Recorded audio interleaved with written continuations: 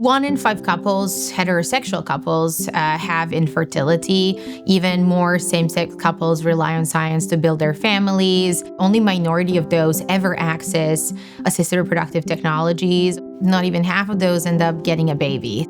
The process of going through an IVF clinic is a 2-week injections and 5 ultrasound visits and regular checkups and blood work, because it's all happening inside the patient's body.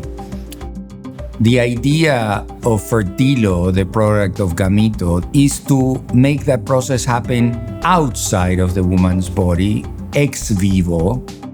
We have tried as a field in the past to extract immature eggs, and the efficiency of that is not very good because it's very hard to replicate the environment that happens in the ovary. Fertilo basically is a product that is comprised of highly engineered cells that mimic ovarian cells that support the egg in its maturation phase. And what Fertilo does, it allows those immature eggs to mature in a very efficient way outside the ovary. So we like to refer to Fertilo in layman's term as an ovary in a dish. Fertilo is just a quicker way to go achieve your objective, which is to have a baby.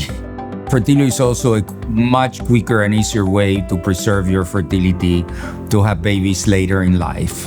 Our phase 3 trial that we are here right now at one of the study sites in Houston was actually one of the first, if not the first, of any phase 3 trial for induced pluripotent stem cell technology.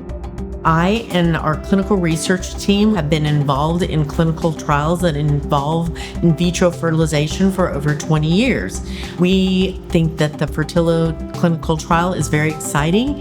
It provides new technology to in vitro fertilization, which can potentially decrease the risk to patients, increase the access to IVF, and hopefully improve the outcome of in vitro fertilization.